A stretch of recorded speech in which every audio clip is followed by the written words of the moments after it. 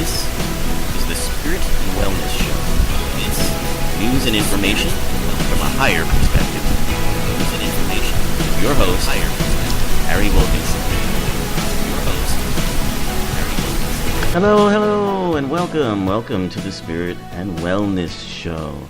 I am Harry Wilkinson, and this is the show where we take a look at the days and weeks events, happenings in the world outside, happenings in technology, politics, entertainment. Sometimes we even do sports. Certainly wellness and health, and we look at it all from a higher perspective. We take what I believe is a crucial and healthy step back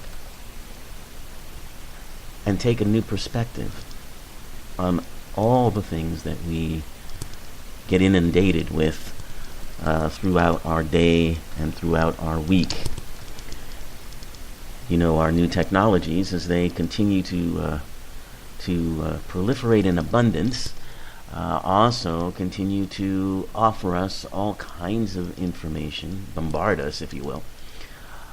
Quite often, many of the stories we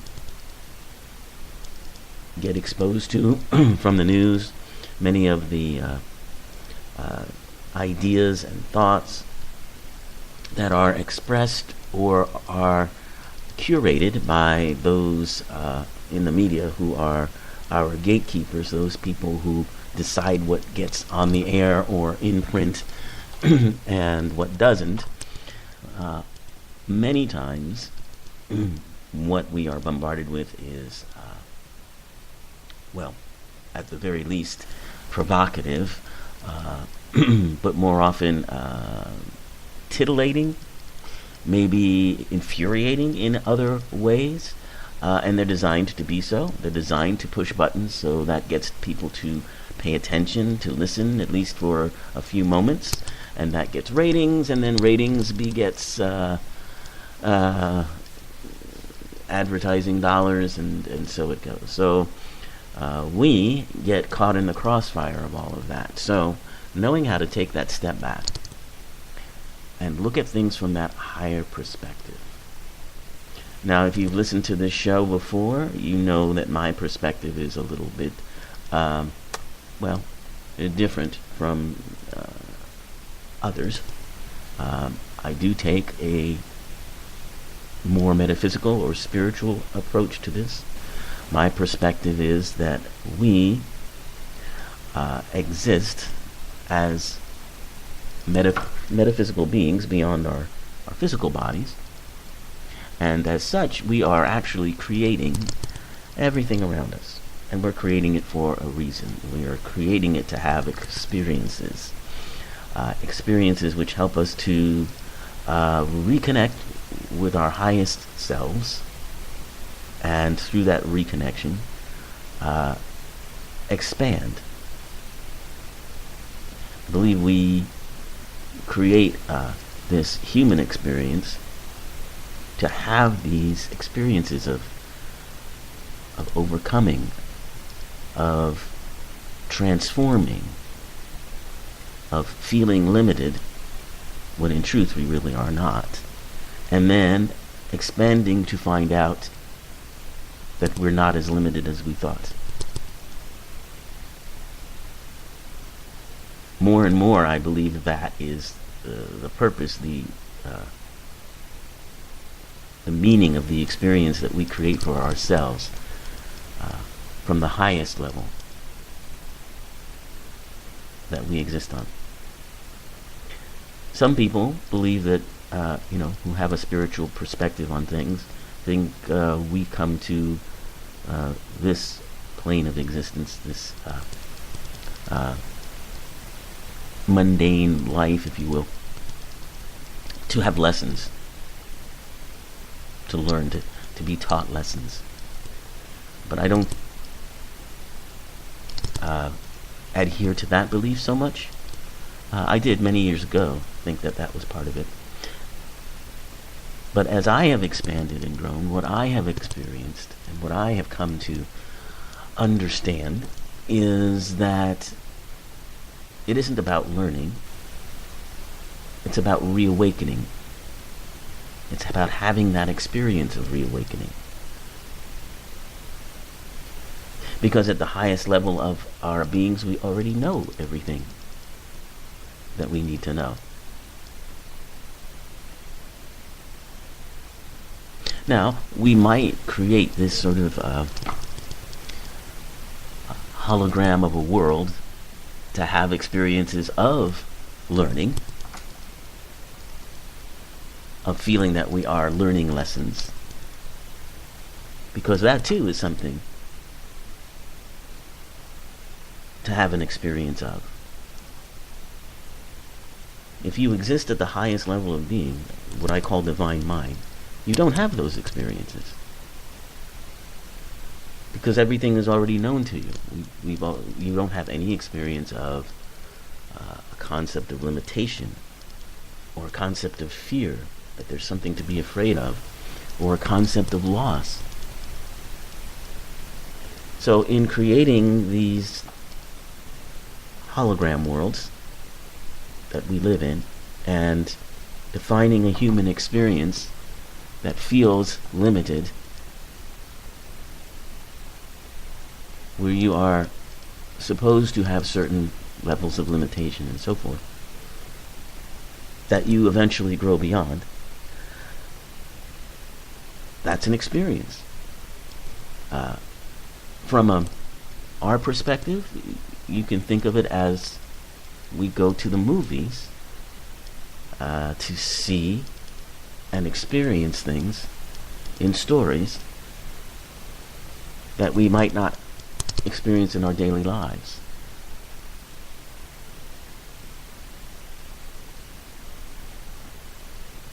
Right? So we might go see a story about an orphan, or a family or a young man in the inner city, or a family in the suburbs, or going through a turmoil, or a horror movie where ghosts and monsters are around, because we might not have those experiences ourselves. And the other reason also sometimes is to go to movies or read a book that seems to reflect our own experience,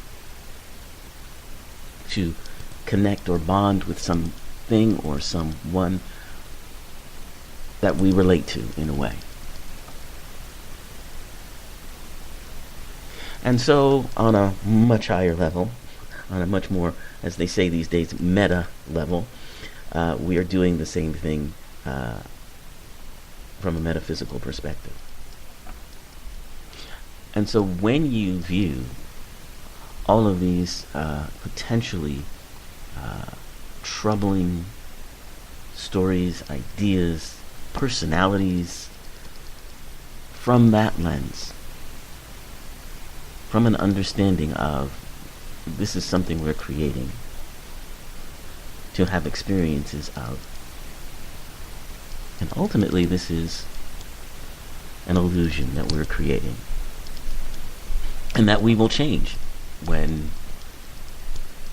we're ready to, or when we take the energy from what we've created and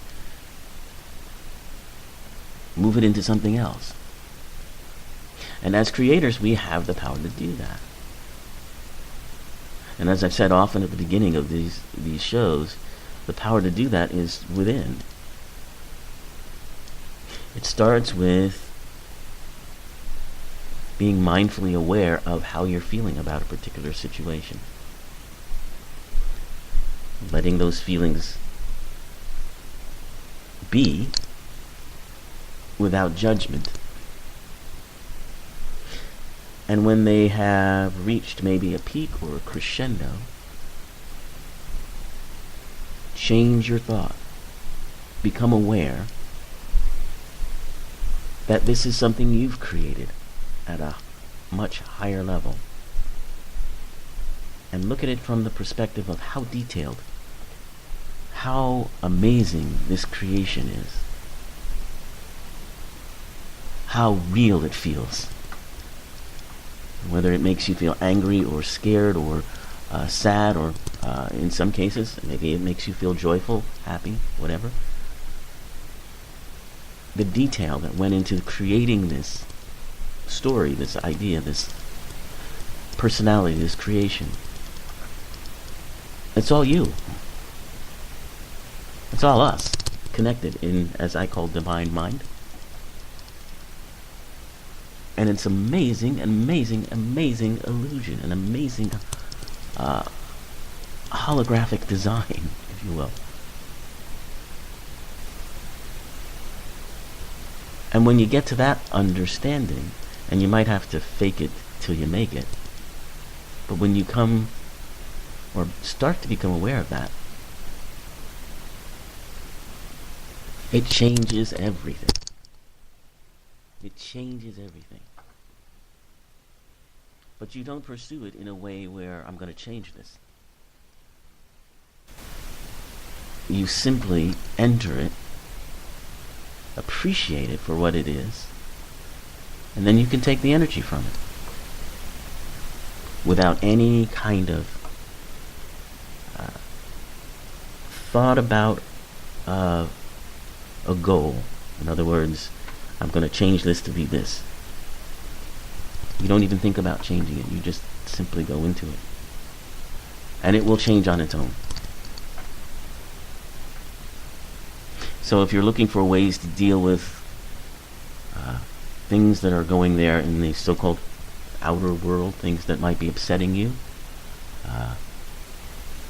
you're worried about Congress, you're worried about Donald Trump, you're worried about Republicans, you're worried about Democrats, you're worried about global warming, whatever it is, take that approach. I promise you, it will have a wellness effect on you, help you feel empowered, and it will actually change things. And more as I do it, I realize there's nothing to get upset about, nothing to fear. But as Franklin Roosevelt said, fear itself. Or as John Lennon said, nothing to get hung up about. Strawberry fields forever. Okay, I'm sorry if that's a little too mystically hippie for you. But that's the kind of approach that I take in doing this show. I find it helpful for me, and I've heard from others who listen that it has a helpful effect for them as well. So I'm glad to be a conduit for however many might tune in and listen and feel a little bit better. All right, so today's show is entitled, Is It the Future Yet? Because, this is our first show after the new year. We usually talk about future trends, what's ahead. We touched a little on future trends in our last show last year, but we're going to take a look at some future predictions, but mostly we're going to focus on what do we think the future is supposed to be, and how might we get there. And this is a topic for several shows, so probably we'll be returning to this for the next couple of shows, probably throughout the month. First step is to look at what appears to be coming towards us in the future, and then think about what we might like to change or prepare ourselves for.